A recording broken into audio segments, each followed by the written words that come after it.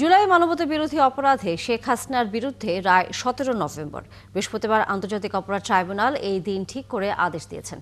এই মামলায় শেখ হাসিনা ছাড়াও অপর দুই আসামি সাবেক স্বরাষ্ট্রমন্ত্রী আসাদুজ্জামান খান কামাল ও সাবেক আইজিপি আব্দুল্লাহ আল মামুন।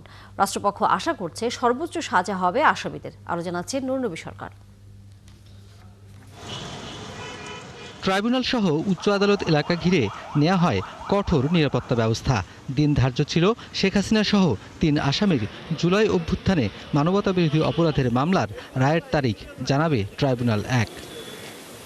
সকাল 9টার আগে মামলার একমাত্র গ্রেপ্তার আসামি ও রাজসাক্ষী সাবেক আইজিপি চৌধুরী আব্দুল্লাহ আল মামুনকে কারাগার থেকে আদালতে আনা হয়। 4 গুণ শক্তিশালী এনজাইম ও অধিক ফেনা সমৃদ্ধ অরিক্স সিলভার ওয়াশ মাত্র 70 টাকায়। 12টার দিকে রায়ের দিন জানান ট্রাইব্যুনাল 1-এর বিচারকরা। তারা জানান 17 নভেম্বর পূর্ণাঙ্গ রায় দেওয়া হবে।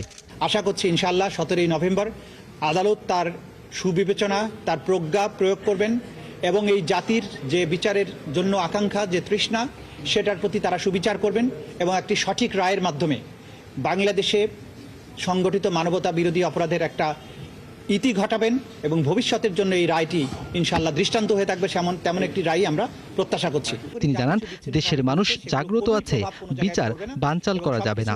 সরাসরি যদি কেউ বিচার প্রক্রিয়াকে বানচালের জন্য কোনো হুমকি দেন, কোনো কার্যক্রম করেন, ডেফিনেটলি সেটা আদালতের প্রতি, আদালতের প্রসেস, আদালতের প্রক্রিয়াকে বাধাগ্রস্ত করার শামিল হবে। তো বাইরে তারপরেও সবকিছুর ব্যাপারে আমরা আমাদের নাক গলাতে চাই না। আমরা আমাদের বিচার প্রক্রিয়ার মধ্য দিয়ে, আইনের প্রক্রিয়ার মধ্য দিয়ে চলতে চাই। দেশে সরকার আছে, রাষ্ট্র আছে, জনগণ আছেন, তারা সবকিছু ভালো বুঝেন। শেখ হাসিনার রাষ্ট্রনিযুক্ত আইনজীবী কথা বলেন গণমাধ্যমের সাথে।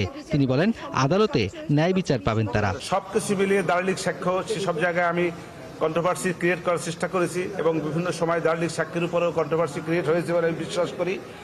সবকিছু মিলিয়ে আমি বিশ্বাস করি আমার আসামিদ্বয় খালাস পাবে।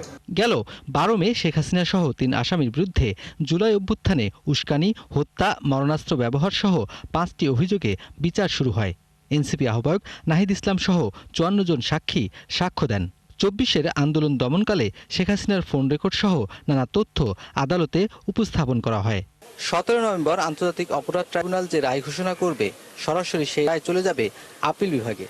সেখানে বিচার হবে। সেই বিচারের পর যে রায় আসবে তা কার্যকরে উদ্যোগ নিতে পারবে রাষ্ট্র। নুরনবী সরকার, 71, ঢাকা।